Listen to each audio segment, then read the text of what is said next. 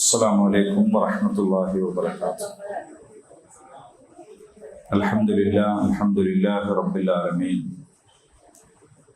الصلاة والسلام على رسول الأمين وعلى آله وصحبه أجمعين. إن أريد إلا الإصلاح ما استطعت وما توفيقي إلا بالله عليه توكلت وإليه أنيب. رب اشرح لي صدري ويسر لي أمري واحلل عقدة من لساني يفقهوا قولي. أعوذ بالله من الشيطان الرجيم. إن الذين كفروا بعد إيمانهم ثم ازدادوا كفرا لن تقبل توبتهم وأولئك هم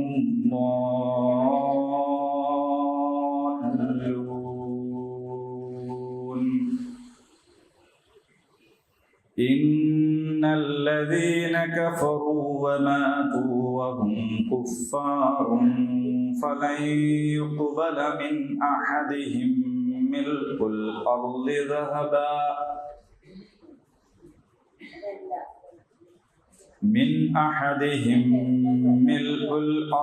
ذهبا ولو افتدى به أولئك لهم عذاب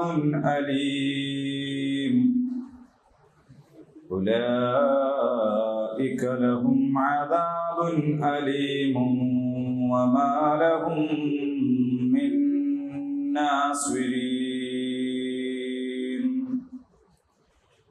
لن تنالوا البر حتى تنفقوا مما تحبون وما تنفقوا من شيء فإن الله به عليم.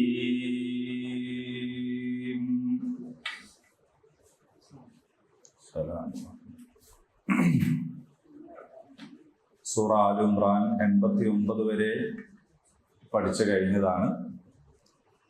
90, 91, 92 ആയത്തുകളാണ് ഇപ്പോൾ ഇവിടെ പാരായണം ചെയ്യപ്പെട്ടിട്ടുള്ളത്.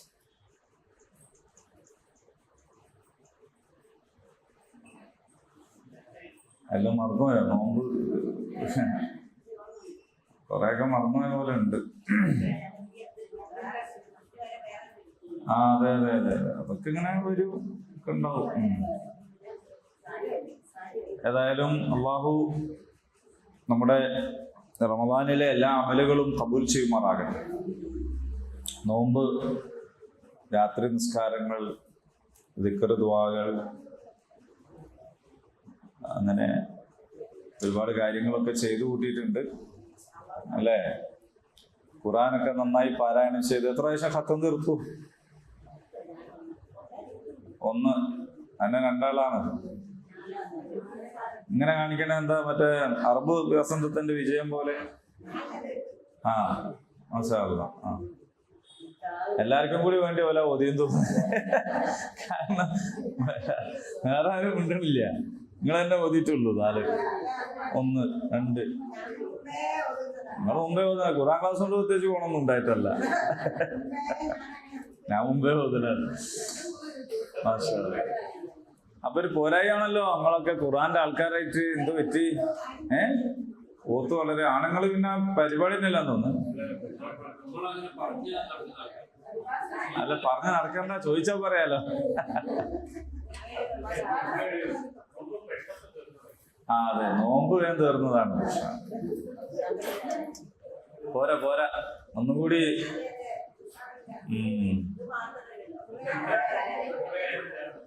ഇത്രയും നേരം പറഞ്ഞൊക്കെ ഇത് കട്ട് ചെയ്യണേ, റെക്കോർഡ് ചെയ്ത് നാട്ടുകാരെ മൊത്തം കേൾക്കും.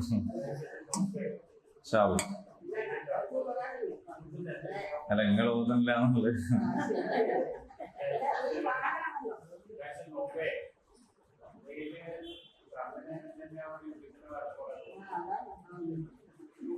അതിനൊന്നും കുഴപ്പമില്ല. ശരി, അത് ഖുറാനിലും അങ്ങനെ തന്നെ അല്ലേ? ഖുറാന്റെ പുറത്ത് ട്രംപും നെതന്യാഹുവും മോഡിയും ഒക്കെയാണ്. ഖുറാന്റെ അകത്ത് ഹാമാനും ഫിറോനും നമ്രൂദും കാറൂനും ഒക്കെയാണ്. അത് പുറത്തും ഒക്കെ ഉണ്ട്. അത് എല്ലാ കാലത്തുള്ള സംഗതിയാണ്. അപ്പൊ ഇതിൽ നിന്നൊക്കെ വിട്ട് ആചാര്യൊന്നും പറയാതെ വിശുദ്ധമായി അങ്ങനൊന്നും ആവണമെന്നില്ല. അങ്ങനത്തെല്ലാം വിട്ട് വിശുദ്ധമായിട്ട് ഖുറാൻ എടുത്ത് നോക്കിയാലേ ഇതിൻ്റെ അകത്ത് ഈ ഫാസിസ്റ്റുകളുടെ പേരാണ് ഇതിൻ്റെ അകത്തുള്ളത്. അപ്പൊ അത് കുഴപ്പമില്ല.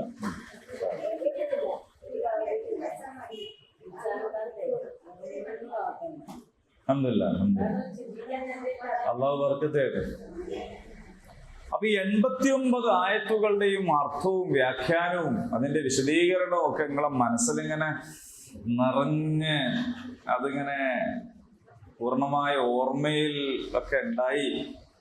ഇനി ബാക്കി ഒരു 90ാമത്തത് ഇങ്ങോട്ട് പറഞ്ഞാൽ മതി എന്നുള്ള നിലക്ക് നിൽക്കുകയാണെന്നൊന്നും എനിക്ക് വിചാരില്ല. സംഗതി അങ്ങനെ കേട്ടിട്ടുണ്ട്, പഠിച്ചിട്ടുണ്ട്. അല്ല, അങ്ങനെ ഒരു തെറ്റിദ്ധാരണയിലൊന്നുമല്ല ഞാനുള്ളത്. പക്ഷെ എന്നാലും നമുക്ക് അതാത് സമയത്ത് അത് ഓർമ്മയിൽ വരികയും വേണം. എന്തായാലും ഇവിടെ പറഞ്ഞുകൊണ്ടിരിക്കുന്ന കുറെ കാര്യങ്ങളുണ്ട്. ഇല്ലല്ലദീന താബൂ മിൻ ബഅദി ദാലിക വഅസ്ലഹൂ ഫഇന്നല്ലാഹ ഗഫൂറുർ റഹീം. പിന്നീട് പശ്ചാത്തപിക്കുകയും ജീവിതം നന്നാക്കി തീർക്കുകയും ചെയ്തവർക്കൊഴികെ അപ്പോൾ അള്ളാഹു ഏറെ പൊറുക്കുന്നവനും ദയാപരനുമാണ്. അപ്പോൾ ശിക്ഷയെക്കുറിച്ച് പറഞ്ഞതാണ്. ഉറപ്പായും അവർക്കുള്ള പ്രതിഫലം അള്ളാഹുവിന്റെയും മലക്കുകളുടെയും മുഴുവൻ മനുഷ്യരുടെയും ശാപമാണ്. അവരെന്നെന്നും അതിലായിരിക്കും. ശിക്ഷയിൽ അവർക്കൊരു ഇളവും ഇല്ല. ശിക്ഷ നടപ്പാക്കുന്നതിൽ ഒട്ടും അവധി കിട്ടുകയും ഇല്ല.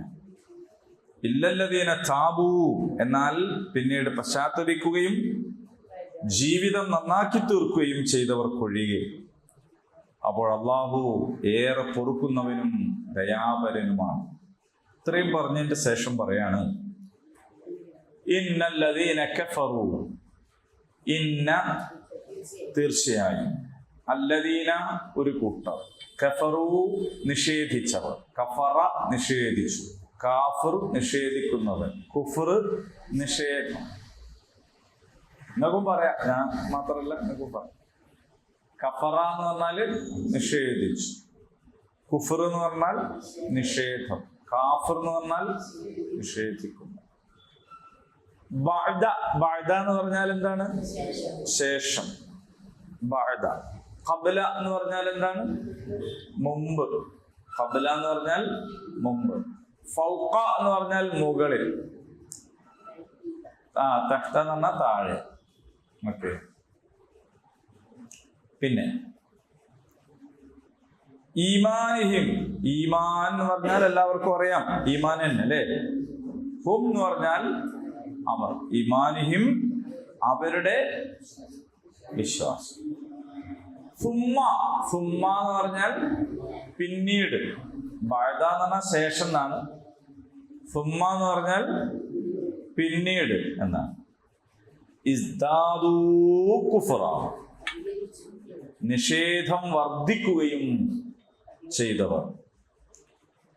ലൻ തുഖ്ബൽ, ഖബൂൽ ചെയ്യുകയില്ല, ഖബൂൽ ചെയ്യപ്പെടുകയില്ല. തുഖ്ബൽ, ലൻ തുഖ്ബൽ, ഒരിക്കലും സ്വീകരിക്കപ്പെടുകയില്ല. തൗബത്തുഹും, അവരുടെ തൗബ. വഉലൈക, അവർ തന്നെയാണ് ഹുമുല്ലാലൂൻ,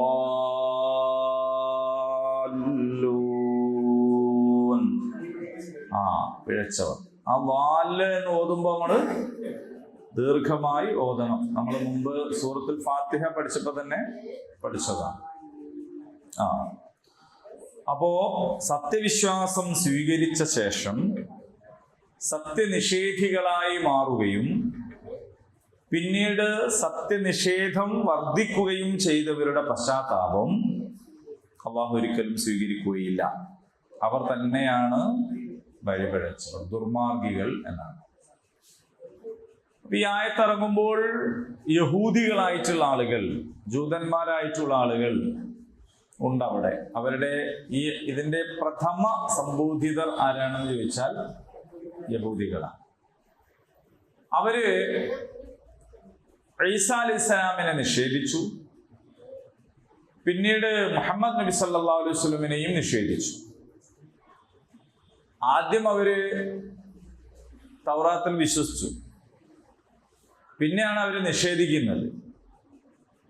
അപ്പൊ ഇങ്ങനെ വിശ്വസിച്ച ശേഷം വീണ്ടും നിഷേധിക്കുകയും നബി വന്നപ്പോ ആ നിഷേധം വീണ്ടും അധികരിപ്പിക്കുകയും ചെയ്തു.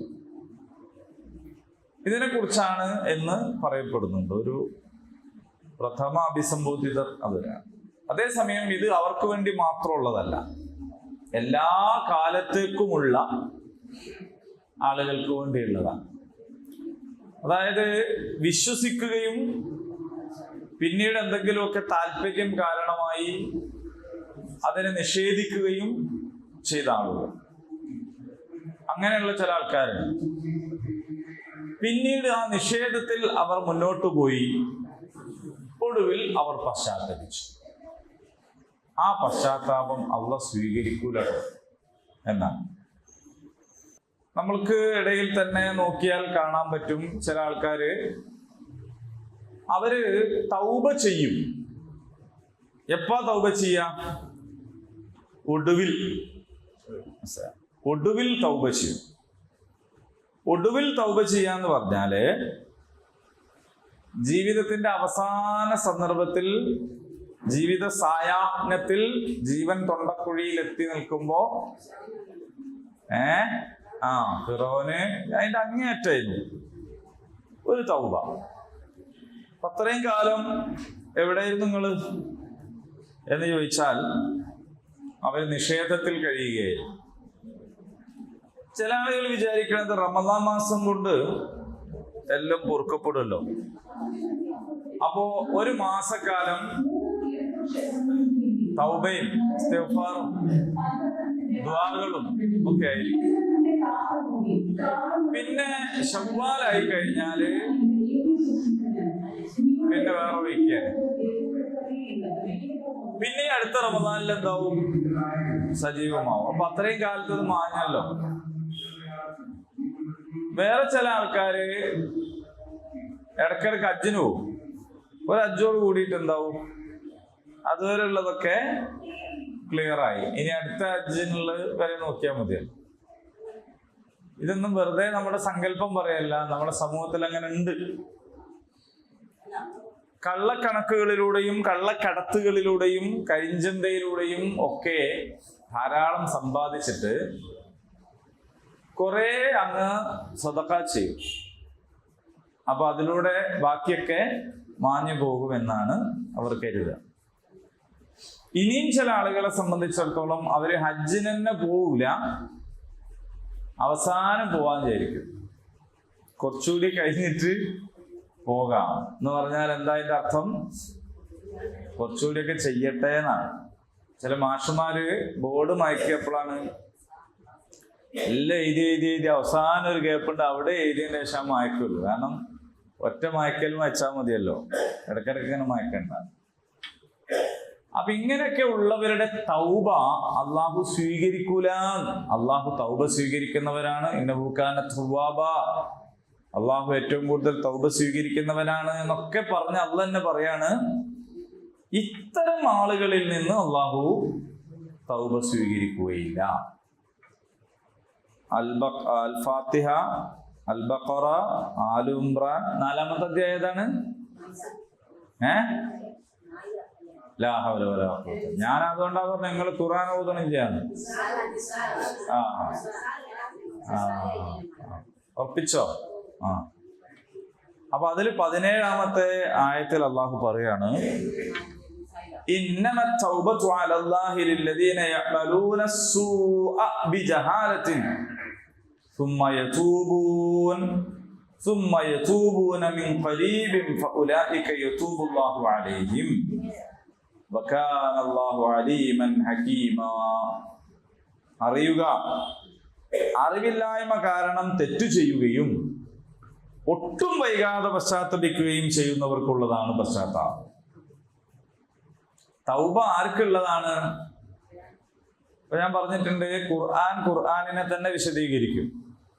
ഒരു ഭാഗത്തുള്ളതിന് വേറൊരു ഭാഗത്ത് വിശദീകരണം പറയും. അപ്പൊ ഈ നമ്മളിപ്പോ പഠിച്ചുകൊണ്ടിരിക്കുന്ന ആലു ഇമ്രാനിൽ പറഞ്ഞു ഇന്ന കൂട്ടർക്ക് തൗബ ഇല്ല, ഓലെ തൗബ അല്ലാഹു സ്വീകരിക്കൂല. അപ്പൊ എങ്ങനെയാ പിന്നെ തൗബ ചെയ്യേണ്ടത്?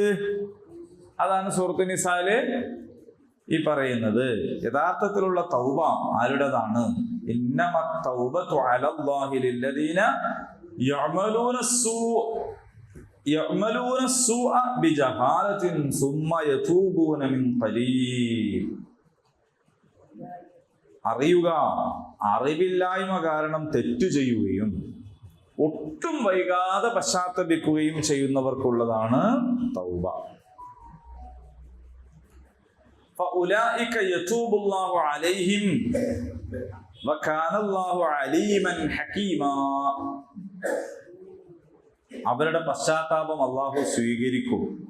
അള്ളാഹു എല്ലാം അറിയുന്നവനും യുക്തിമാനുമാണ്. അപ്പൊ തൗബ അടുത്ത റമദാനിലേക്ക് വെക്കേണ്ടതല്ല, ഹജ്ജിന് എന്നോ പോകും അന്നത്തേക്ക് വെക്കേണ്ടതും അല്ല. തൗബ സമ്മേളനം വരാനുണ്ട്, അപ്പൊ ഒരു തൗബ ചെയ്യാന്നുള്ളതും അല്ല. തൗബ ആരെങ്കിലും ചൊല്ലിത്തരേണ്ടതും അല്ല. നമ്മൾക്ക് ഒരു സംഭവത്തിൽ ഒരു തകരാറ് പറ്റി, ഒരു പാളിച്ച പറ്റി എന്ന് വന്നാൽ അത് മനസ്സിലായാൽ ഉടനെ തന്നെ ചെയ്യേണ്ടതാണ് തൗബ. പിന്നത്തേക്ക് വെക്കാൻ പാടില്ല. അപ്പൊ നമ്മൾ തൗബ ചെയ്യേണ്ടത് എപ്പോഴാണ്? ഇപ്പൊ തന്നെ. ക്ലാസ്സിന് പോണതിന് മുമ്പ് തന്നെ തൗബ ചെയ്യുക. മനസ്സിലായി? തെറ്റാണ്, ചെയ്യാൻ പാടില്ലായിരുന്നു മനസ്സിലായാൽ ഉടനെ തന്നെ എന്ത് ചെയ്യാം? തൗബ ചെയ്യാം. ഇനി അള്ളാഹു പറയാണ്, വലൈസത്തി തൗബതു ലില്ലദീന യഅ്മലൂന അസ്സയ്യിആതി ഹത്താ ഇദാ ഹദറ അഹദഹുമുൽ മൗത്ത് ഖാല ഇന്നി തുബ്തുൽ ആന വലല്ലദീന യമൂതൂന വഹും കുഫാർ ഉലൈക അഅ്തദ്നാ ലഹും അദാബൻ അലീമാ. തെറ്റുകൾ ചെയ്തുകൊണ്ടിരിക്കുകയും മരണമെടുക്കുമ്പോൾ ഞാനിതാ തൗബ ചെയ്തിരിക്കുന്നു എന്ന് പറയുകയും ചെയ്യുന്നവർക്കുള്ളതല്ല തൗബ. അതിന് തൊട്ടടുത്തായത്ത് 18-ാമത്തെ, സത്യനിഷേധികളായി മരണമടയുന്നവർക്കുള്ളതും അല്ല. അവർക്ക് നാം ഒരുക്കി വെച്ചത് വേദനയേറിയ ശിക്ഷയാണ്. അപ്പൊ മരിക്കണ വരെ ഇങ്ങനെ തെറ്റുകുറ്റങ്ങളിൽ ഏർപ്പെടുക, തോന്നിവാസങ്ങളിൽ ഏർപ്പെടുക, വഞ്ചനകളിൽ ഏർപ്പെടുക, അങ്ങനെ മോശപ്പെട്ട വഴിയിലൂടെ ഇങ്ങനെ പോയിട്ട് അവസാനം അതാ വരുന്ന ആര്? മരണം വരുന്നു. മലക്കുൽ മൗത്തിന്റെ വരവ് കണ്ടതോട് കൂടിയിട്ട് പടച്ചോനെ ഞാനിതാ പശ്ചാത്തപിച്ചിരിക്കുന്നു എന്ന് പറയാം. അങ്ങനെയുള്ളവർക്കുള്ളതല്ല തൗബ. മനസ്സിലായോ? തൗബ ആർക്കുള്ളതാണ് എന്ന് ചോദിച്ചാൽ, തെറ്റുകുറ്റങ്ങൾ സംഭവിച്ചാൽ ഉടനെ തന്നെ അള്ളാഹുവിലേക്ക് പശ്ചാത്തപിക്കുന്ന ആളുകൾ, അവരുടെ പശ്ചാത്താപം അള്ളാഹു സ്വീകരിക്കും. അവർക്ക് അള്ളാഹു വലിയ വിജയം നൽകുകയും ചെയ്യും എന്നാണ്. അപ്പൊ തൗബയുടെ കാര്യത്തിൽ നമുക്കൊരു തെറ്റിദ്ധാരണ ഉണ്ടാവാൻ പാടില്ല. വളരെ ക്ലിയർ ആണ്, കൃത്യമാണ്. ആലു ഇമ്രാൻ 90-ലേക്ക് തന്നെ തിരിച്ചു വരാം.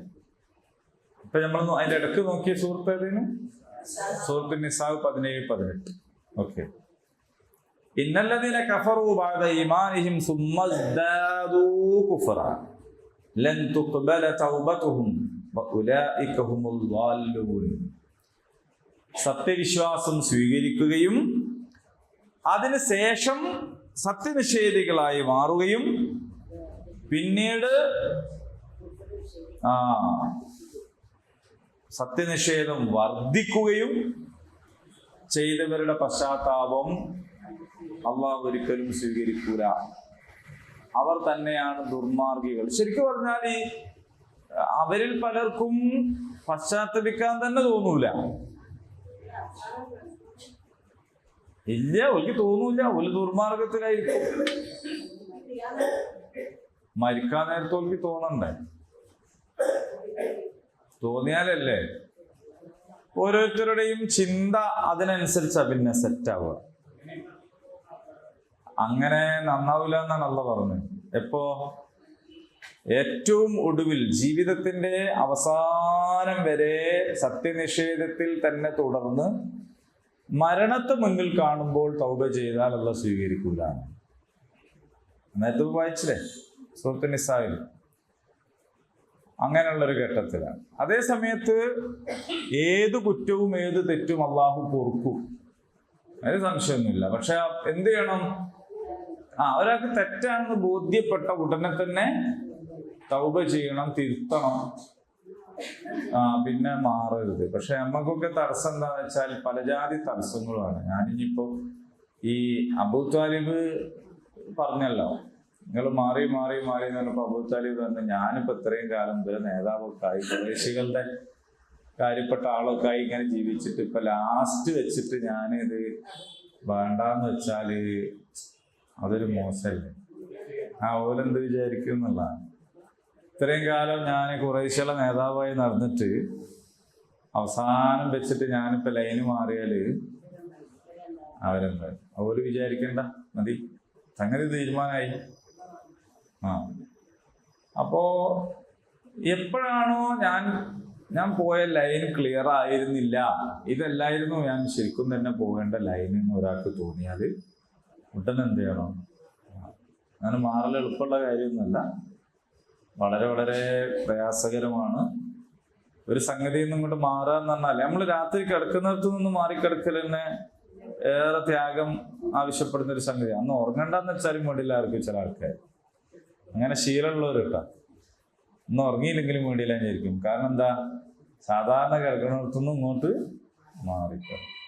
സാധാരണ തലവെക്കുന്നിടത്ത് നിന്ന് തലാണ എടുത്ത് ഇപ്പുറത്തിട്ട് തിരിഞ്ഞെടുക്കാൻ തന്നെ വലിയ പാടായിരുന്നു. അപ്പോ മാറ്റം എന്ന് പറയുന്നത് അത്രയും പ്രശ്നമുള്ള സംഗതിയാണ്, ബുദ്ധിമുട്ടുള്ള കാര്യമാണ്. നമുക്ക് നമ്മളെ വീട്ടിൽ തന്നെ നമുക്ക് ചില സ്ഥലങ്ങളുണ്ടാവും, അവനാന്റെ പുരയിലുണ്ട് ചില സ്ഥലം. ഇപ്പൊ ഈ ക്ലാസ്സിൽ തന്നെ ചില സീറ്റ് ചില ആൾക്കാർക്ക് മാറി നോക്കിയാലുള്ള ഇറങ്ങാറുകൾ ആലോചിച്ചു അല്ലെ? അവിടെ നിന്ന് മാറിയിരുന്ന ഒരന്തം കിട്ടൂല അല്ലേ? ഇപ്പൊ തന്നെ ലേശം നേരം വീഴുന്നപ്പം കുറച്ചൊരു ബുദ്ധിമുട്ടില്ലാണ്. അല്ല, അതൊരു കുറ്റല്ല, അങ്ങനെയാണ്. ഇപ്പൊ നമ്മൾ പള്ളിയിൽ പോവാണെങ്കിൽ 20, 25, 30 മൂത്രപ്പുര ഉണ്ടെങ്കിൽ നമ്മൾ പോണ ഒരു സ്ഥലം ഉണ്ടാവും. അടുത്ത വക്തിന് പോകുമ്പോൾ നമ്മൾ അടുത്ത് തന്നെ പോവാ. നമ്മൾ പിന്നെ പോകുമ്പോൾ അവിടെ വേറെ ആരുണ്ടെങ്കിൽ നമുക്കതൊരു റാഹത്തായി കിട്ടൂല. പള്ളിയിൽ ചില ആൾക്കാർ അടുത്ത് വന്നാല് ചില തൂണും ചാരിയിരിക്കണവര് അത്തൂണെങ്ങാനും പറിച്ചിട്ടറിഞ്ഞ പിന്നെ പള്ളിയിലല്ല കയറാൻ കഴിയില്ല, പ്രശ്നമാണ്. അത് നമ്മളുടെ ഒരു രീതി അങ്ങനെയാണ്. ഒരു മാറ്റം എന്ന് പറഞ്ഞാൽ ഭയങ്കര പ്രയാസം അല്ലേ? പക്ഷെ ആ പ്രയാസത്തെ മറികടക്കാൻ കഴിയുന്നതിനാണ് ഈമാൻ എന്ന് പറയുന്നത്. ഇതിപ്പോ നമ്മളെ ജീവിതത്തിലെ അല്ലറ ചില്ലറ സംഗതിയാണ്, പോട്ടെ, അതൊന്നും പ്രശ്നമുള്ള കാര്യമില്ല. എവിടെ വേണേ ഇരിക്കുക, എവിടെ വേണേ. പക്ഷെ ഒരാൾ അയാളുടെ ജീവിത ശൈലി മാറ്റുന്നു, മനസ്സിലായോ? അയാള് മൊത്തം മാറുന്നു എന്ന് പറയുന്നത് ഭയങ്കര പ്രയാസം. പക്ഷെ റമദാനിൽ നമ്മൾ തെളിയിച്ചു നമുക്ക് മാറാൻ കഴിയുന്നു. ഇടക്കിടക്ക് ചായ കുടിക്കേണ്ട ആൾക്കാരാണെങ്കിൽ കുടിച്ചില്ല അല്ലേ? അപ്പൊ എന്താ അതിന്റെ അർത്ഥം? നമുക്ക് കഴിയുമെന്ന് നമ്മൾ തെളിയിക്കുകയായിരുന്നു. പകല് മുഴുവൻ പട്ടിണി കിടന്നിട്ട് രാത്രി പോയിട്ട് കിടന്നുറങ്ങുന്നതിന് പകരം നമ്മൾ നിസ്കരിച്ചു. അപ്പോൾ നമ്മളെ പഠിപ്പിച്ചു നമുക്ക് എന്ത് ചെയ്യാൻ പറ്റും എന്ന് പഠിപ്പിച്ചതാണ്. പറ്റും, നമുക്ക് സാധ്യമാണ് എന്ന് പഠിപ്പിച്ചതാണ്. മാറ്റം സാധ്യമാണ് എന്ന് പഠിപ്പിക്കാൻ അള്ളാഹു ദീനിൽ ഉണ്ടാക്കി വെച്ച വളരെ പ്രധാനപ്പെട്ട ഒരു സംഗതിയാണെന്ന് തോന്നുന്നു. ഹജ്ജും അങ്ങനെ തന്നെ. ഹജ്ജിന് ചിലപ്പോൾ നമ്മൾ ചിന്തിക്കും, ഇപ്പൊ ഹജ്ജിന് പോവാണ്, ഹജ്ജിന് നമ്മൾ ചിലപ്പോൾ ചിന്തിക്കും എന്തിനാണ് ഇപ്പൊ ഇങ്ങനെയൊക്കെ ഒരു മിന, എന്തിനങ്ങനെ ഒരു അറപ്പ, അങ്ങനെ വട്ടം ചുറ്റുന്നു നിങ്ങളത്ത് പോയിരുന്നു. അപ്പൊ നമ്മളെ ശരീരത്തെയും നമ്മുടെ മനസ്സിനെയും നമ്മളെ മൊത്തത്തിൽ തന്നെയും ചിലത് പഠിപ്പിക്കുകയാണ്, ഇന്നതിങ്ങൾ. അപ്പോൾ ഈ മാറ്റം നമുക്ക് സാധ്യമാണ് എന്ന് പഠിപ്പിക്കാനുള്ളതാണ്.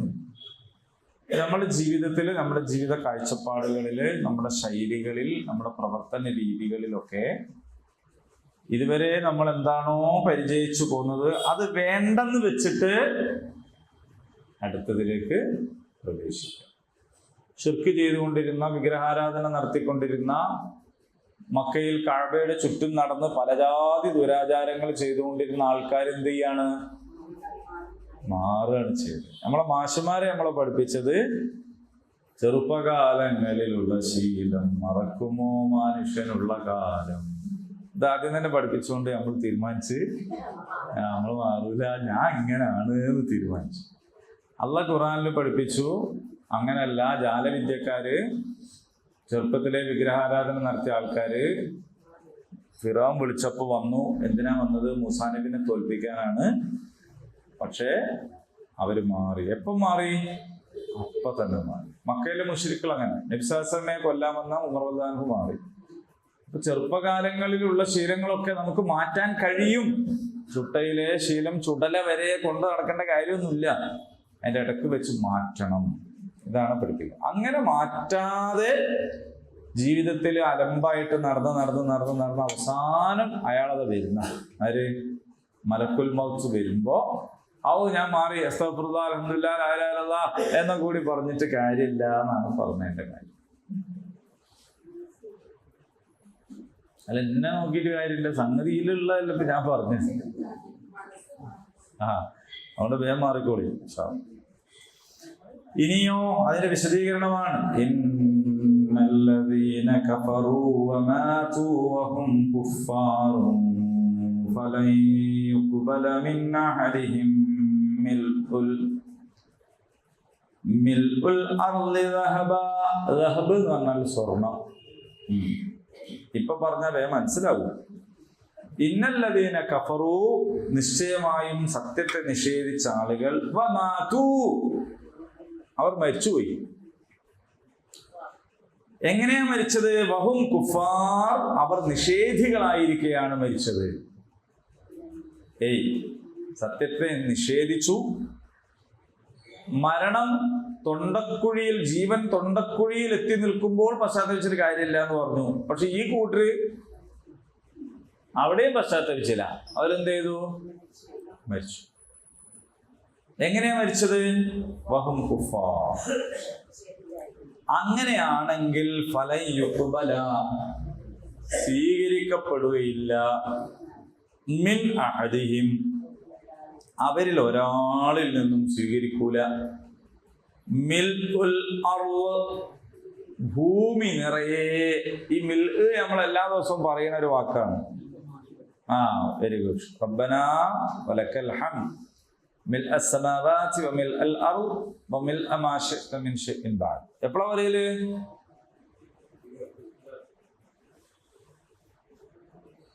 സമ്പൂർണ്ണ മൗനം. ആരും ആദ്യമായിട്ട് കേൾക്കണമായി ഇത്.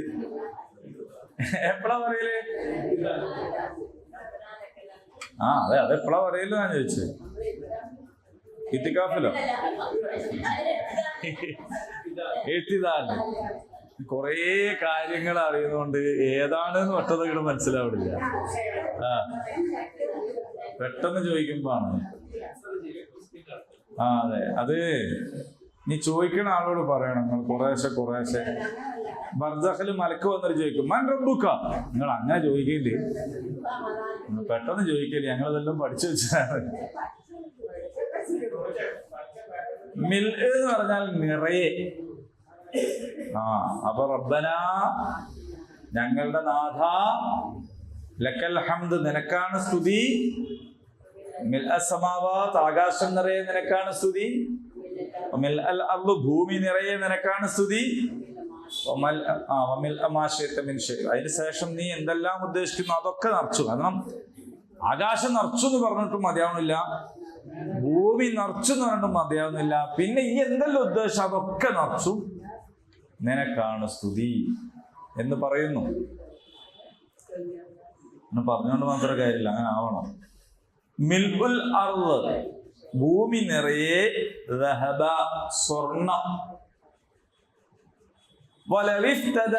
പ്രായശ്ചിത്തം നൽകിയാലും, അപ്പോൾ ഒരു ഭൂമി നിറയെ സ്വർണം പ്രായശ്ചിത്തം നൽകിയാലും ഒരാളിൽ നിന്നും അള്ളാഹു അത് സ്വീകരിക്കൂല ബിഹി. അതുകൊണ്ട് ഉലൈക ലഹും അവർക്കുണ്ട് അദാബുൻ അലീം നോവേറിയ ശിക്ഷയുണ്ട്. വമാ ലഹും മിൻ നാസിരീൻ അവർക്ക് സഹായികളായി ആരെയും കിട്ടുകയില്ല. അപ്പൊ ഇതെന്താ അള്ളാഹു പറഞ്ഞെന്ന് വെച്ചാൽ, പരലോകത്ത് ഇങ്ങനെ സ്വർണം ഒരു വാല്യുബിൾ സാധനമാണോ അല്ലേ എന്നുള്ള നിലക്കല്ല. ദുനിയാവിൽ മനുഷ്യന്മാര് ആദർശം വേണ്ടെന്ന് വെക്കുന്നതും ജീവിതത്തിൽ മാറ്റം വരുത്താൻ തയ്യാറാവാത്തതും ഒക്കെ പലപ്പോഴും എന്തിനു വേണ്ടിയിട്ടാണ്? സമ്പത്താണ് പ്രശ്നം. സമ്പത്ത് ഉണ്ടാക്കാനുള്ള വഴികളാണ് അവരുടെ മാർഗത്തിലുള്ള തടസ്സം. അങ്ങനെ നിങ്ങൾ വാരിക്കൂട്ടി ഉണ്ടാക്കിയിട്ടുള്ള മൊത്തം പൊന്ന് മാത്രമല്ല, ഭൂമി നിറച്ചും പൊന്ന് കൊടുത്താലും അള്ളാഹു പശ്ചാത്താപം സ്വീകരിക്കൂല എന്ന് പറഞ്ഞാൽ, അതിനേക്കാൾ വലുതായിട്ട് ഇപ്പൊ തന്നെ നിങ്ങൾ ഇതിനെ കണ്ടോളി എന്നുള്ളതാണ് ആ പറയുന്നത്. മനസ്സിലായോ? അപ്പോ സ്വർണം ഉണ്ടാക്കുന്നതിന് ഇസ്ലാം എതിരല്ല, കച്ചവടം ചെയ്യുന്നതിനെതിരല്ല, സമ്പന്നനാവുന്നതിനെതിരല്ല, ഒന്നും എതിരല്ല. അതൊക്കെ ആവാം. എന്നിട്ട് അതിനൊക്കെ വ്യവസ്ഥയും വെച്ചിട്ടുണ്ട്. ഈ സക്കാത്ത് എന്ന് പറഞ്ഞത് തന്നെ എന്താന്ന് വെച്ചാൽ, നിങ്ങൾ പൈസക്കാരാവണം എന്നുള്ളവർക്കല്ലേ. പൈസ ഇല്ലാത്തവൻ എന്ത് 2.5%, പൈസ ഇല്ലാത്തവൻ എന്ത് 5%, 10% ഒക്കെ കൊടുക്കാൻ പറഞ്ഞത് ഉള്ളതിൻ്റെ അകത്തു നിന്നാണ്. അപ്പൊ ഉണ്ടാകുന്നതിന് ഇസ്ലാം എതിരാണ്, പിന്നെ ഉള്ളതിൽ നിന്ന് കൊടുക്കാൻ പറയുമോ? അപ്പോൾ ഉണ്ടാവൽ തന്നെയാണ് നല്ലത്. പക്ഷെ ഉണ്ടാകുന്നതിന് ഹൈറെന്നും പറഞ്ഞിട്ടുണ്ട്. പക്ഷെ അപ്പോഴെല്ലാം നമ്മളെ മനസ്സിൽ ഓർമ്മ വേണം, ഇതൊക്കെ അള്ളാഹു തന്നത് തന്നെയാണ്, ഈ നിഅമത്തും ബർക്കത്തും സമ്പത്തും ഒക്കെ. പക്ഷെ ഇത് എന്തിനേക്കാൾ വലുതല്ല, അള്ളാന്റെ മാർഗത്തിൽ ജീവിക്കുന്നതിനേക്കാൾ എതിരോ അല്ലെങ്കിൽ അതിനേക്കാൾ അധികമോ പകരമോ അല്ല.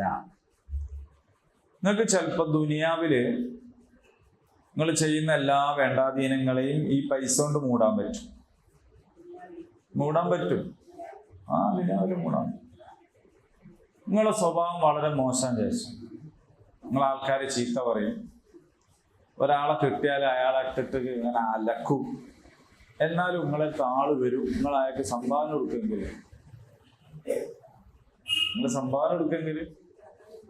ചീത്തട്ടാനും വേണ്ടി ആളെടുത്ത് പോയിട്ട് ചില ആൾക്കാര് അവസരം മുതലാക്കി എന്ത് ചെയ്യുന്നറിയോ, പള്ളി കമ്മിറ്റിക്കാർ പെരുന്നാലേ ഇരിക്കാൻ പറയും. ഇരുന്നിട്ട് അങ്ങോട്ട് പറയും.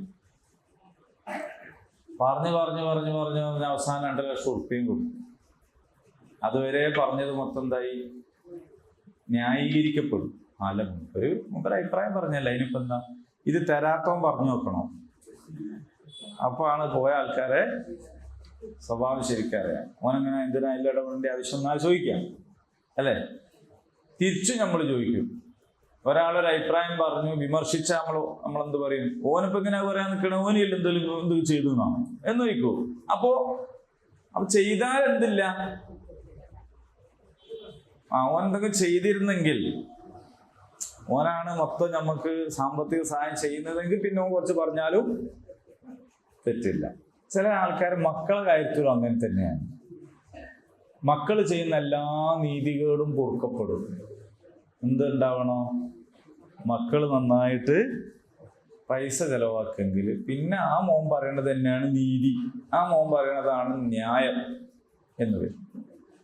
ഈ പൈസ എന്ന് പറയുന്നതിന് അങ്ങനത്തെ മാസ്മരിക ശക്തിയുള്ള ഒരു സാധനമാണ്. 4 മക്കളുണ്ട്, 4 എണ്ണത്തിൽ 1 കൊള്ളരുതാത്തവനാണ് എന്ന് പറഞ്ഞാൽ അതിൻ്റെ അർത്ഥം ഓൻ്റെ അടുത്ത് പൈസ ഇല്ല എന്നാണ്. ബാക്കി 3 എണ്ണം കൊള്ളാവുന്നവരാണ്. എന്താ കാരണം? നല്ല പൈസ ഉണ്ട് എന്ന് മാത്രമല്ല, നമുക്ക് ഉപകാരം ഉണ്ട് എന്നുള്ളതാണ്.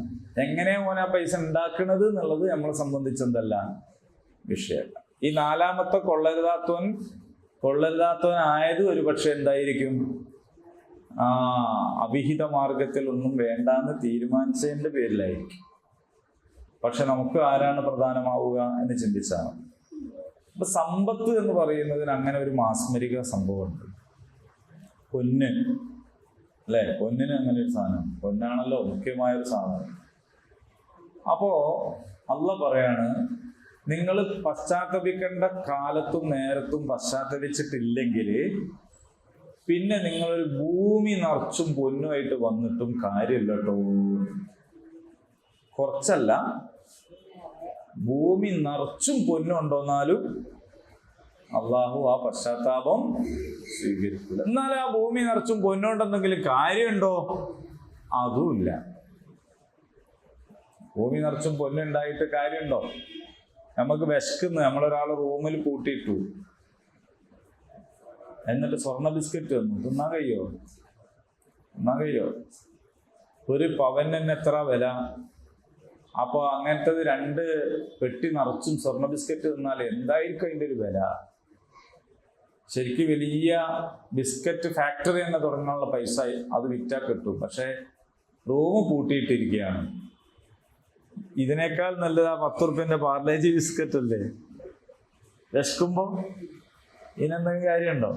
ഇല്ല. കൊറോണ കാലത്ത് നമുക്ക് മനസ്സിലായില്ലേ, ബാങ്ക് ബാലൻസ് ഉപകാരപ്പെട്ടില്ല, പെട്ടിയിൽ വെച്ചത് ഉപകാരപ്പെട്ടില്ല, വാങ്ങണ്ടേ എന്തെങ്കിലും ഒരു മുതല്. അപ്പോൾ സമ്പത്ത് വളരെ പ്രസക്തമാകുന്നതോടൊപ്പം അത് ഭയങ്കര സംഭവമാകുന്നതോടൊപ്പം സമ്പത്തിന് വേറെ ഒരു വശമുള്ളത് എന്താണെന്ന് ചോദിച്ചാൽ, നിറച്ചും പൈസ ഉണ്ടായാലും അതെന്താവൂല, ഒരു നേന്ത്രപ്പഴത്തിന്റെ ഉപകാരം ചിലപ്പോ അതിനോടുണ്ടാവില്ല. കാരണം പള്ള വയ്ക്കുമ്പോൾ നേന്ത്രപ്പഴമാണോ ഒരു ചാക്ക് പൊന്നു വേണോ എന്ന് വെച്ചാൽ നമ്മളെ സംബന്ധിച്ച് തൽക്കാലം ഒരു തമാശക്കുള്ള പള്ള പൈപ്പാണെങ്കിൽ നമ്മൾ പൊന്നു മതി എന്നറിയും. ഇത് കാര്യത്തിൽ പൈക്കാൻ തുടങ്ങിയാൽ എന്താവും? പഴം മതിയാവും.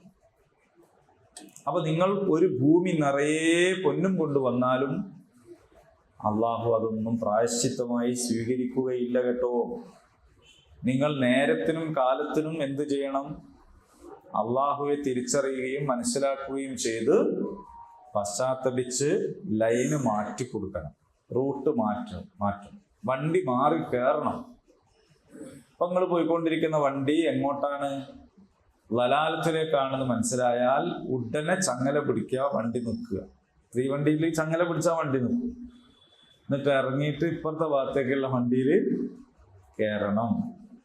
നമ്മൾ പോണ വണ്ടി ദലാലത്തിലേക്കാണെങ്കിൽ അതിൽ നമ്മൾ ഇരുന്നിട്ട് ഇങ്ങനെ ഹിദായത്തിലാക്കണേ അല്ലാ എന്ന് പറഞ്ഞിട്ട് ഒരു കാര്യമില്ല. വണ്ടി പോണത് ഷൊർണൂരിലേക്കാണ്, മംഗലാപുരത്താക്കണേ അല്ലാ എന്നിട്ട് ഒരു കാര്യമില്ല എന്നാണ് അള്ളാഹ് പറയുന്നത്. എന്ത് ചെയ്യണം?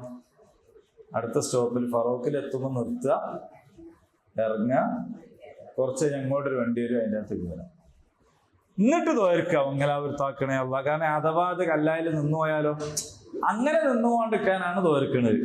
മനസ്സിലായോ? അപ്പൊ ദ്വാ ചെയ്യുന്നത് എന്തിനാന്ന് വെച്ചാൽ ശരിയായ ദിശയിലേക്കുള്ള വണ്ടി കയറിയതിന്റെ ശേഷം പിന്നെ തടസ്സമില്ലാണ്ടിരിക്കാനാണ് ആ പ്രാർത്ഥന. അല്ലാണ്ട് ദിശ മാറി കയറിയിട്ട് തോർന്നിട്ട് കാര്യമില്ല. പടച്ചോനെ, ഞാൻ പറയുന്നത് എന്താണ്, എനിക്കും കേൾക്കണം, എല്ലാവർക്കും മനസ്സിലാക്കി കൊടുക്കണേ എന്നാണ് സാധാരണ നിലക്ക് ഞാൻ മെല്ലെ പ്രാർത്ഥിക്കല്, പോർക്ക പ്രാർത്ഥിച്ചിരുന്നത്. ആ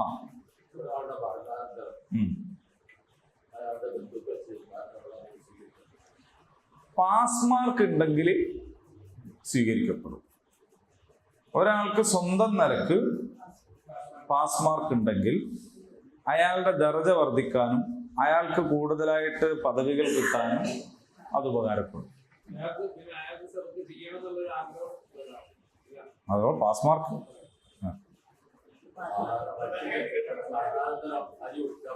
അതെ, അരി കൊടുക്കുന്നതിനൊക്കെ, അരി എന്നുള്ളതല്ല, ഭക്ഷണം കൊടുക്കുന്നതിനൊക്കെ സുന്നത്തിൽ മാതൃകയുണ്ട്. അയാൾക്ക് കിട്ടും. അയാൾക്ക് കിട്ടണമെങ്കിൽ എന്ത് വേണം? നമ്മൾ പണ്ടില്ലേ SLC പരീക്ഷയ്ക്ക് മോഡറേഷൻ, ആ മോഡറേഷൻ ആർക്കാ കിട്ടുക? പരീക്ഷ തന്നെ എഴുതാത്തവന് കിട്ടുമോ? ഇല്ല. ഒരു നിർമ്മിത മാർക്കുള്ളവന് എന്ത് ചെയ്യും? പിന്നെ കൊടുക്കുകയാണ്. ഇതുപോലെ ഈമാൻ കൊണ്ടും സ്വാലിഹായ അമല് കൊണ്ടും അള്ളാന്റെ കോടതിയിൽ വിജയിക്കാൻ മാത്രം മാർക്കുള്ള ഒരാളാണെങ്കിൽ അയാളുടെ മക്കൾ ഖുർആൻ ഓതി അയാൾക്ക് കൂലിയിട്ടു. മക്കൾ ഖുർആൻ ഹദീസിൽ, സ്വയായ ഹദീസിൽ വന്നിരിക്കുന്നു, മക്കൾ ഖുർആൻ ഓതിയാൽ ഇയാൾ ഇങ്ങനെ ചോദിക്കുന്നതാണ് സ്വർഗത്ത്, നാ എന്താ ഇന്നലത്തേനെക്കാട്ടും മെച്ചമുള്ള സ്ഥലത്ത് ഞാൻ ഇന്ന് എത്തിയത്? അതെന്റെ മോനതടോ അടിയിരുന്ന് ഖുർആൻ ഓതണ എന്ന് പറയും.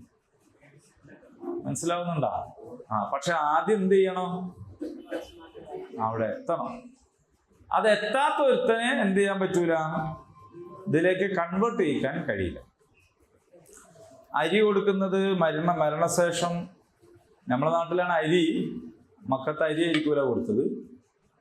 അതുപോലെ തന്നെ ജാരിയായ സദഖകൾ, ഭാര്യ മരിച്ചു, അവൾക്ക് പുണ്യം കിട്ടാൻ വേണ്ടിയിട്ട് ഒരു കിണർ വെച്ചു, ജാരിയായ സദഖയാണ്. അതിന്റെ കൂലി ആർക്ക് കിട്ടും?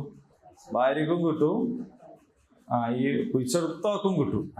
അയാൾ നന്മ ചെയ്തു എന്നുള്ളത്.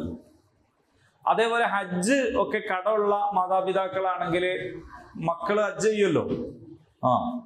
മക്കൾക്ക് കഴിവുണ്ടെങ്കിൽ ഹജ്ജ് ചെയ്യും, അതിന്റെ കൂലി അവർക്ക് കിട്ടും. അത് കിട്ടുന്നത് എന്തുകൊണ്ടാന്ന് വെച്ചാൽ ഹജ്ജിന് പോകാൻ കഴിവുണ്ടായിട്ടും അതൊന്നും പരിഗണിക്കാതെ തെണ്ടി നടന്നിട്ട് മരിച്ചു വരുത്താനല്ല കിട്ടുക. ഹജ്ജിന് പോകാൻ നല്ല പൂതി ഉണ്ടായിട്ടും സംഗതി വശാൽ സാധ്യമാകാതെ വന്നു. ഇപ്പൊ തന്നെ നോക്കൂ, കഴിഞ്ഞ പ്രാവശ്യം 42,000 ആൾക്ക് മുടങ്ങി. ആ മുടങ്ങിയ ആളിൽ എത്ര ആൾ മരിച്ചുപോയില്ലേ? അപ്പോൾ ഓര് പോകാൻ പൂതി വെച്ചു, അപേക്ഷിച്ചു, പൈസ വരെ റെഡിയാക്കി, പക്ഷെ പോകാൻ കഴിഞ്ഞില്ല. ഈ ഹജ്ജാകുമ്പോഴേ പോലും മരിച്ചുപോയി. അപ്പോലെ മക്കൾ എന്ത് ചെയ്യാം, അല്ലെ വേറെ ഉള്ള ആരെങ്കിലും എന്ത് ചെയ്യാം, അവർക്ക് വേണ്ടി ഹജ്ജ് ചെയ്താൽ അവർക്ക് ആ പ്രതിഫലം ഉണ്ടാവും. അതേസമയം ഹജ്ജ് എന്താ ഹജ്ജടോ, എന്തായാലും കൊണ്ട് വേറെ എന്തെങ്കിലും മണിക്കൂർ കൂടെ എന്ന് ചോദിക്കണ ഒരു നിഷേധിയായ ഒരാളാണെങ്കിൽ പിന്നെ മക്കൾ ഹജ്ജ് ചെയ്തുകൊണ്ട് ഓർക്ക് പ്രത്യേകിച്ച് ഒരു കാര്യമുണ്ടാവും. ഓക്കെ, അപ്പൊ ഇത് മറ്റുള്ളവർ ചെയ്യുന്നതിനെ കുറിച്ചല്ല, സ്വന്തം തന്നെ ചെയ്യുന്നതിനെ കുറിച്ചാണ്. അപ്പോൾ നിങ്ങളുടെ ഈ പറഞ്ഞ മുതൽ കൊണ്ടൊന്നും പ്രായശ്ചിത്തം ചെയ്തിട്ടും കാര്യമില്ല എന്ന് അല്ലാഹു പറയുന്നു. ഇനി വളരെ വളരെ നമ്മളുടെ മൊത്തം ജീവിതത്തെ ബാധിക്കാൻ പോണ ഒരായത്താണ്. അതുകൊണ്ട് തന്നെ നമ്മൾ ധാരാളം കേട്ടിട്ടും ഉണ്ടാവും ഈ ആയത്ത്. ലൻ തനാലുൽ ബിർറ ഹത്താ തുൻഫിഖൂ മിമ്മാ തുഹിബ്ബൂൻ വമാ തുൻഫിഖൂ മിൻ ശൈഇൻ ഫഇന്നല്ലാഹ ബിഹി അലീം. എന്താർത്ഥം?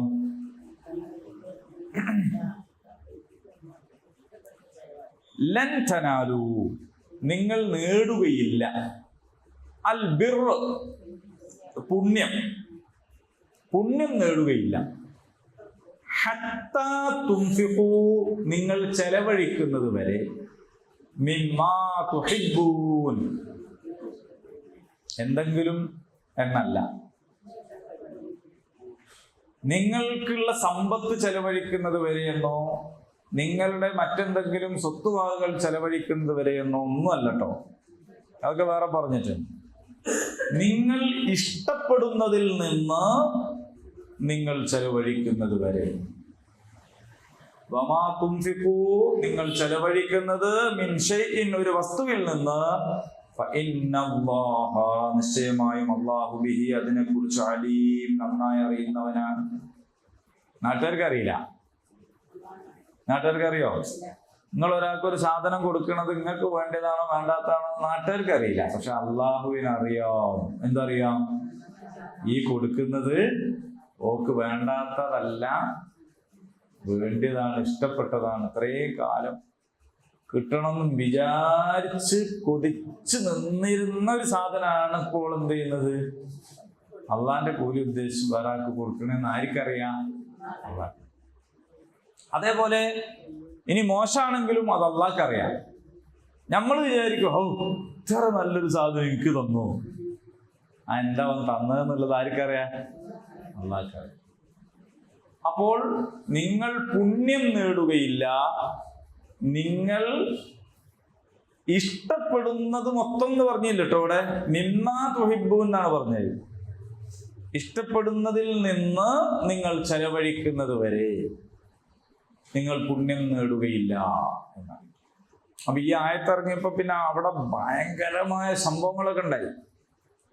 ഈ ആയത്തിറങ്ങാനുണ്ടായ കാരണം എന്താണെന്ന് വെച്ചാല്, ഞങ്ങള് ഈ ജൂതന്മാരായതുകൊണ്ട് തന്നെ രക്ഷപ്പെടും എന്ന് പറഞ്ഞ ആൾക്കാര്, ഇസ്രായേലിൽ പെട്ടാൽ തന്നെ ഞങ്ങളെ രക്ഷപ്പെടും എന്ന് പറഞ്ഞ ആൾക്കാര് ഞങ്ങൾ ചെയ്യുന്നതൊക്കെയാണ് പുണ്യം എന്ന് പറഞ്ഞിരുന്ന ആൾക്കാരൊക്കെ ഉണ്ടായിരുന്ന ഒരു കാലത്ത് ആണ് അള്ളാഹ് പറയുന്നത്, നിങ്ങൾ പുണ്യം നേടാനൊന്നും പോണില്ല, നിങ്ങൾ ഈ പറയുന്നതൊക്കെ സത്യസന്ധമാണെങ്കിൽ അത് നിങ്ങളുടെ ചെലവഴിക്കൽ കൊണ്ട് തെളിയിക്കപ്പെടണം. പക്ഷെ ഈ ചെലവഴിക്കുന്നത് എന്തായിരിക്കണം? നിങ്ങൾ ഇഷ്ടപ്പെടുന്നത് ചെലവഴിക്കണം. നമുക്ക് വേണ്ടാത്തത് വേറെ ആർക്കെങ്കിലും കൊടുക്കുക എന്ന് പറയുന്നത് ഏത് ജന്തുവിനും കഴിയുന്ന കാര്യമാണ്. ഏത് ജന്തുവിനും കഴിയുന്ന കാര്യം. നിങ്ങളൊരു കോഴിക്ക് എന്തെങ്കിലും ഇട്ടുകൊടുത്താൽ മറ്റുള്ളവരൊന്നും പരിഗണിക്കാണ്ട് കൊത്തിപ്പറിച്ച് തിന്നു, അതിന് മതിയായാലോ അതടുത്ത് പോവും, അത് തിന്നൂല. എന്ന് പറഞ്ഞാൽ വേണ്ടാത്തത് വേറുള്ളവർക്ക് കൊടുക്കുക എന്ന് പറയുന്നത് ആർക്കും കഴിയുന്ന ഒരു കാര്യമാണ്, ഏത് നായ്ക്കും കഴിയുന്ന കാര്യമാണ്. അതേസമയം പുണ്യവാന്മാരായ ആൾക്ക് മാത്രം കഴിയുന്ന ഒരു കാര്യമുണ്ട്, അത് ഏറ്റവും ഇഷ്ടപ്പെടുന്നതിൽ നിന്ന് എടുത്തിട്ട് കൊടുക്കുക. നിങ്ങൾ നന്നായി ആലോചിച്ച് നോക്കൂടെ എന്തായി പറയണത്. ചില ആൾക്കാരുടെ അടുത്ത് ചോറുന്നാൻ ഇരുന്നാല് അതെടുത്ത് നമുക്ക് തരും, മറ്റേത് എന്ന് വെച്ചാൽ ഇയാൾക്ക് കൊളസ്ട്രോൾ കൊണ്ട് ഇത് പറ്റൂല, ഷുഗർ ആയതുകൊണ്ട് മറ്റേത് പറ്റൂല, പ്രഷർ ഉള്ളതുകൊണ്ട് ഇതും പറ്റൂല. ആകെ മൊത്തം നമുക്ക് തന്നത് മുഴുവൻ എന്താണ്, മൂപ്പർക്ക് പറ്റാത്തതാണ്. അത് വേസ്റ്റ് ആക്കണ്ട എന്നുള്ള നിലക്ക് നമുക്ക് തരണ്ടാന്നൊന്നല്ല പറഞ്ഞത്, അതൊക്കെ ആയിക്കോട്ടെ. പക്ഷെ അതൊന്നും ഒരു പുണ്യപ്രവർത്തനമല്ല. പുണ്യപ്രവർത്തനം എന്താന്ന് വെച്ചാൽ ഇഷ്ടപ്പെട്ട നടുക്കണ്ട കൊണ്ടുപോയി വെച്ച് അതിന്റെ മുകളിൽ നിർത്തിട്ട് നമുക്ക് തരാൻ പറ്റാം. ഇനി നിങ്ങൾ ആലോചിച്ച് നോക്കുക, എന്താണ് നിങ്ങൾ കാര്യമായിട്ട് കൊടുക്കരുതെന്നും ഒക്കെ എങ്കിലും ശരിക്കും ആലോചിച്ച് നോക്കിയാല് മതി. ഒരേന്ന് ആണെങ്കിലും അയൽവക്കത്തുള്ളവർക്കാണെങ്കിലും നാട്ടുകാർക്കാണെങ്കിലും പള്ളിക്ക് കൊടുക്കുകയാണെങ്കിലും ഒക്കെ എന്താ കൊടുക്കലെന്ന് ആലോചിച്ചു. ചില ആൾക്കാർ പള്ളി കമ്മിറ്റിന്റെ പിന്നാലെ നടക്കും, ആ നാളെ ആവശ്യം വരുന്ന ഭൂമിയാണ്, ഉഷാറാണ്. എന്താ വെച്ചാൽ മൂപ്പര ഒരു ഭൂമി അവിടെ വിൽക്കാനുണ്ടാവും. അതുകൊണ്ട് കമ്മിറ്റി ആകുമ്പോൾ കുറച്ച് പൈസ അധികം വാങ്ങിക്കാലോ, ആരും ചോദിക്കാനും പറയാനില്ല എന്നുള്ളത്. ഇവിടുത്തെ കമ്മിറ്റിനെ പറ്റിയൊന്നും അല്ല കേട്ടോ അതൊന്നും പറയുന്നത്, നാട്ടിലെ മൊത്തം സംഗതികൾ പറയാണ്. ഇവിടെ നമ്മളൊരു മാതൃകാ മഹലിലുള്ള ആളുകളാണ്. അതേപോലെ ചില ആൾക്കാർ നമ്മളെ പിന്നാലെ നടക്കും, നല്ലൊരു വണ്ടിനെ പറ്റിയൊക്കെ പറഞ്ഞിട്ട് നല്ല ഉഷാറ് വണ്ടിയാണ്, ഭയങ്കര സംഭവമാണ്. അപ്പൊ എന്താന്ന് വെച്ചാൽ ഇയാൾക്ക് എന്ത് ചെയ്യേണ്ടി വരും, ആ ജാതി ഒന്ന് ഒഴിവാക്കേണ്ടി വരും. അബൂ ത്വൽഹ റളിയല്ലാഹു അൻഹുവിന് ഏറ്റവും ഇഷ്ടമുള്ള ഒരു തോട്ടം ഉണ്ടായിരുന്നു. എന്താ അതിന്റെ പേര്? ബൈറുഹ തോട്ടം. ഇന്ന് ജലീൽക്കാണ് മൊത്തത്തിൽ സ്കോർ ചെയ്യുന്നത്. അതേസമയത്ത് മൊത്തം അല്ലേ, നിങ്ങൾ ഓരോരുത്തർ ഖുർആൻ ഓതാൻ അതിനെ ഏൽപ്പിച്ച് ഉത്തരം പറയാൻ ജലീൽക്കാൻ മുന്നോട്ട് ഗ്രേഡ് കൂടി വന്നാണ്. ജലീൽക്കാൻ ഗ്രേഡ് കൊടുക്കുന്നത് കുഴപ്പമില്ല, നിങ്ങൾ പോലും പിടിച്ച് വില്ലലാക്കാണ്ടത്. അവ എന്താ കാര്യം എന്ന് വെച്ചാൽ അബൂ ത്വൽഹ റളിയല്ലാഹു ഉണ്ടായിരുന്ന ബൈറുഹ തോട്ടം. നിങ്ങൾ മദീനത്ത് പോയ ആൾക്കാരൊന്ന് കൈവന്തിക്കും, മദീനത്ത് പോയവര് മാഷാ അല്ലാഹ്.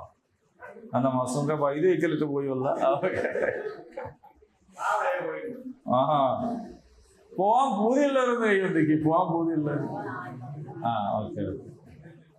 അല്ല പോയവരല്ല, തീരെ പോവാണ്ട് പോകാൻ പൂതിയുള്ളവർ, തീരെ പോവാണ്ട് പോകാൻ പൂതിയുള്ളൂ. ആ ഓക്കെ.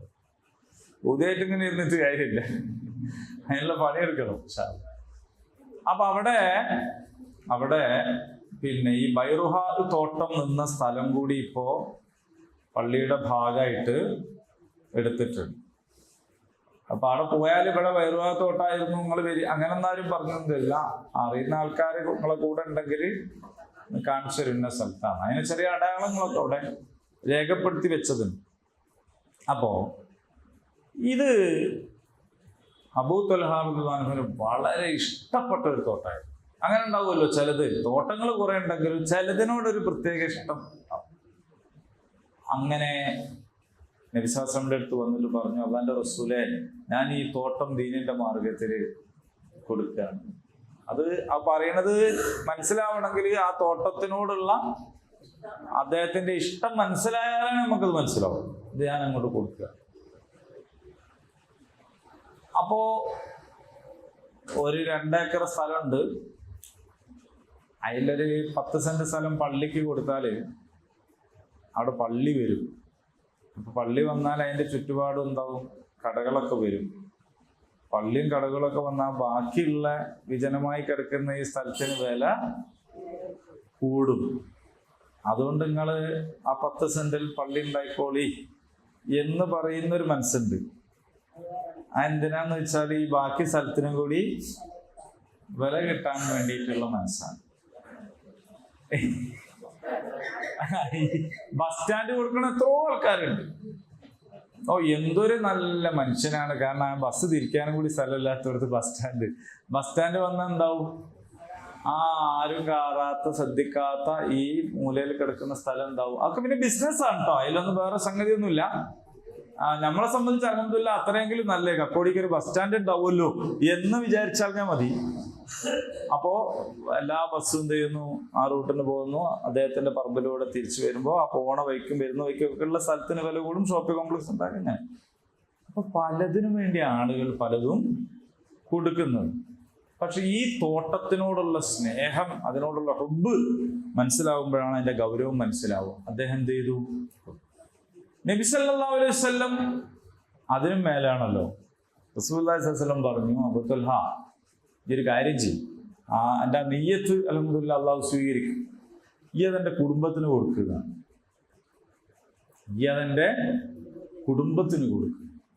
ഇതും നേതാക്കന്മാർ പഠിക്കേണ്ട കാര്യം കേട്ടോ.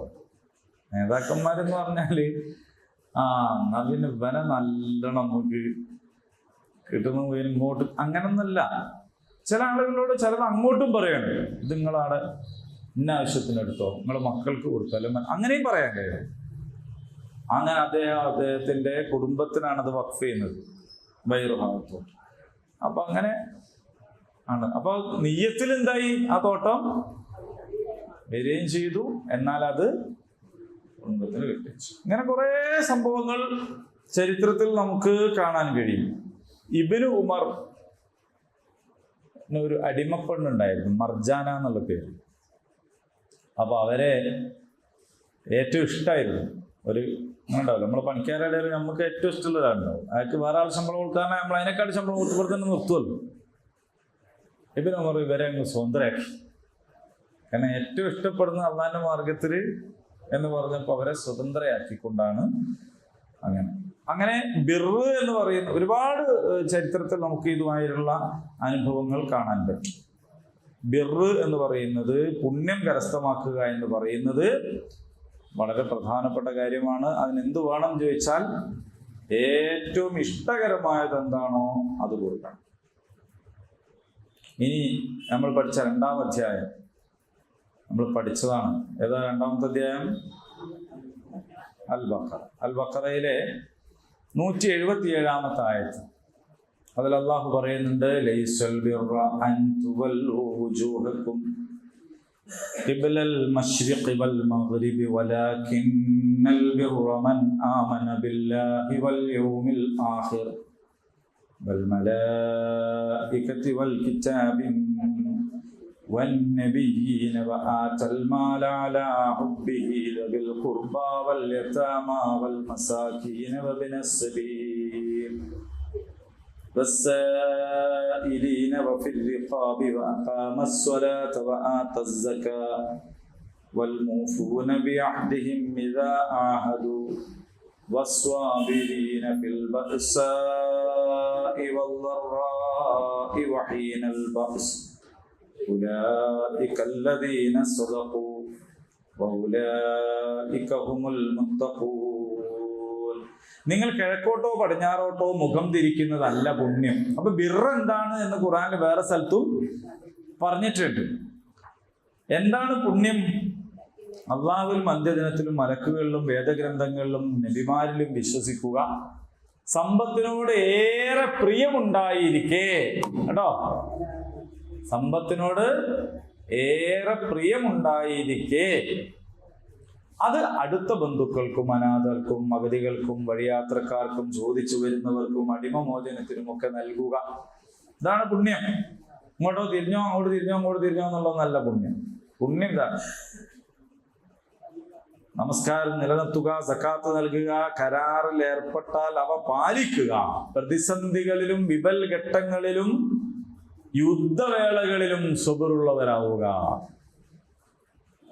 ഇങ്ങനെ ചെയ്യുന്നവരാണ് പുണ്യവാന്മാർ, അവരാണ് സത്യം പാലിച്ചവർ, അവരാണ് സൂക്ഷ്മത പുലർത്തുന്നവർ എന്ന്.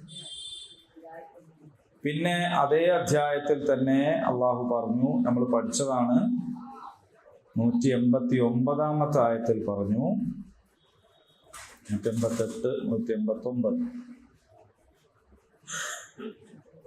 എന്താണ്? വലൈസൽ ബിർറു ബിഅൻ തഖ്തുൽ ബുയൂത മിൻ ദുഹൂരിഹാ വലാകിന്നൽ ബിർറ മൻ ഇത്തഖാ വഅതുൽ ബുയൂത മിൻ അബ്വാബിഹാ വത്തഖുല്ലാഹ ലഅല്ലകും തുഫ്ലിഹൂൻ.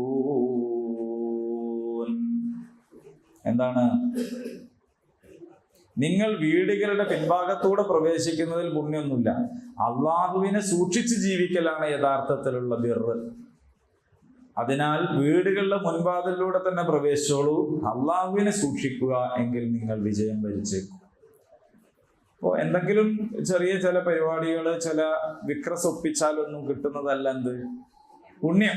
പുണ്യം എന്ന് പറയുന്നത് നമ്മുടെ നിലപാട് കൊണ്ടും ജീവിത വിശുദ്ധി കൊണ്ടും നമ്മുടെ സദഖ കൊണ്ടും ദീനി മാർഗത്തിൽ നമുക്ക് ഇഷ്ടപ്പെട്ടത് ചെലവഴിക്കുന്നതിലൂടെയും കിട്ടുന്നതാണ് എന്നാണ് ഈ ഖുർആൻ ആയത്ത് നമുക്ക് പഠിപ്പിച്ചത്. ലൻ തനാലുൽ ബിർറ ഹത്താ തുൻഫിഖൂ മിമ്മാ തുഹിബ്ബൂൻ. ഇതിന്റെ അർത്ഥം എഴുതി ഒരേൽ തൂക്കിയിടേണ്ടതാണ്. നമുക്ക് എപ്പോഴും നമ്മൾക്ക് ഓർമ്മ ഒരു സാധനം. കൊടുക്കുമ്പോൾ എന്ത് കൊടുക്കണം? നല്ലത് കൊടുക്കും. നമ്മൾ കൊടുക്കണോണ്ട് ചില ആൾക്കാർക്ക് നല്ലത് കിട്ടാനുള്ള ചാൻസ് തന്നെ മുടങ്ങിപ്പോകും. അത് ദുൽമാണ്. മനസ്സിലായില്ല നിങ്ങൾക്ക്? ഒരു മനുഷ്യന് വേറെ ഒരാള് എന്തോ ഒരു സാധനം വാങ്ങിക്കൊടുക്കാൻ തീരുമാനിച്ചപ്പോഴാണ് നമ്മൾ ഒഴിവാക്കിയ ഒരു സാധനം ഒന്ന് കൊണ്ടു കൊടുക്കുന്നത്. അതോട് കൂടിയിട്ട് മറ്റേ ആൾ വാങ്ങിക്കൊടുക്കുകയില്ല, ഇയാൾക്ക് ഈ പഞ്ചറായ സാധനമാണ് കിട്ടുകയും ചെയ്യും. അതിനെന്താ പറയാ? അതിന് ദുൽമ എന്നാണ് പറയുക. അത് നമ്മൾ ശ്രദ്ധിക്കേണ്ട കാര്യമാണ്. അപ്പൊ അതുകൊണ്ട് ഏറ്റവും ഇഷ്ടമുള്ളത്, നമുക്ക് കിട്ടിയതിൽ വെച്ച് ഏറ്റവും മെച്ചപ്പെട്ടത്, ഈ പെരുന്നാളിനൊക്കെ 2 ഷാള് കിട്ടി, അതിൽ ഒന്ന് മരോക്ക് കൊടുക്കുകയാണ്. ഏതാ നിങ്ങൾ കൊടുക്കുക? മരോക്ക് കൊടുക്കുമ്പോൾ നല്ല കൊടുക്കും. മോക്ക് കൊടുക്കുമ്പോഴോ? മോക്ക് ഏതായാലും നല്ലതാ കൊടുക്കുക അല്ലേ? നിങ്ങൾ മൊത്തത്തിൽ നല്ലത് കൊടുക്കുന്ന ആളായതുകൊണ്ട് തോന്നുകയാണ്. അപ്പോ ചെറിയ കാര്യം ആയിക്കോട്ടെ വലിയ കാര്യം ആയിക്കോട്ടെ, കൊടുക്കണത് എന്ത് ചെയ്യാ? എത്രത്തോളം എന്ന് വെച്ചാൽ 500 റുപ്യാണ് കൊടുക്കാൻ വിചാരിച്ചത് എങ്കിൽ പോലും അതിൻ്റെ അകത്ത് മോശപ്പെട്ടത് കൊടുക്കണവരുണ്ട്. സംഗതി രണ്ടിനും ഒരേ വിലയാണെങ്കിൽ പോലും ഒന്ന് ചുളിഞ്ഞ നോട്ടും ഒന്ന് നല്ല നോട്ടും ഉണ്ടെങ്കിൽ അതിൽ നിന്ന് മോശം നോട്ടെടുത്ത് കൊടുക്കുന്ന, കാരണം മറ്റേ നമുക്ക് സൂക്ഷിക്കാനുള്ള എന്നുള്ള ന്യായമൊക്കെ ഉണ്ടാവും. പക്ഷെ കൊടുക്കുമ്പോൾ എന്ത് ചെയ്യണം? എപ്പോഴും നല്ലത്. നിങ്ങൾക്ക് ഏറ്റവും ഇഷ്ടപ്പെട്ടത്, പ്രിയങ്കരമായ, ഇബ്രാഹിം അലൈഹി സ്വലാമിന് ഏറ്റവും പ്രിയപ്പെട്ട മകനെ ബലിയെറുക്കാൻ തയ്യാറായി ഇസ്മായിൽ അലൈഹി സ്വലാം. അതാണ് ആ ബലിയുടെ തുടക്കം എന്ന് പറയുന്നത്. അപ്പം ഇൻഷാ അല്ലാഹ് ഈ കാര്യങ്ങളൊക്കെ നമ്മൾ പഠിച്ച് മനസ്സിലാക്കിയിട്ട് നമ്മൾ ജീവിക്കുക. അള്ളാഹു അനുഗ്രഹിക്കുമാറാകട്ടെ. ഇനി ഭക്ഷണ പദാർത്ഥങ്ങളെ കുറിച്ചൊക്കെ ഉള്ള ചില നിയമങ്ങളും കാര്യങ്ങളുമാണ് അടുത്ത ആയത്തുകളിലൊക്കെ വരുന്നത്. ഇൻഷാ അല്ലാഹ് അള്ളാഹു ഉപകാരപ്രദമായ വിജ്ഞാനത്തെ നമുക്ക് വർദ്ധിപ്പിച്ചു തരുമാറാകട്ടെ. ഉപകാരമില്ലാത്ത അറിവിൽ നിന്നും ശമനമില്ലാത്ത രോഗങ്ങളിൽ നിന്നും വീട്ടിൽ തീർക്കാൻ കഴിയാത്ത കടബാധ്യതകളിൽ നിന്നും മരണസമയത്തെയും ഖബറിലെയും നരകത്തിൻ്റെയും അദാബുകളിൽ നിന്നുമൊക്കെ അള്ളാഹു റബ്ബുൽ ഇസ്സത്ത് നമ്മെ എല്ലാവരെയും നമുക്ക് പ്രിയപ്പെട്ടവരെയും കാത്തുരക്ഷിക്കുമാറാകട്ടെ. اللهم ربنا تقبل منا إنك أنت السميع العليم وتب علينا إنك أنت التواب الرحيم. ربنا آتنا في الدنيا حسنة وفي الآخرة حسنة وقنا عذاب النار. آمين. الحمد لله رب العالمين.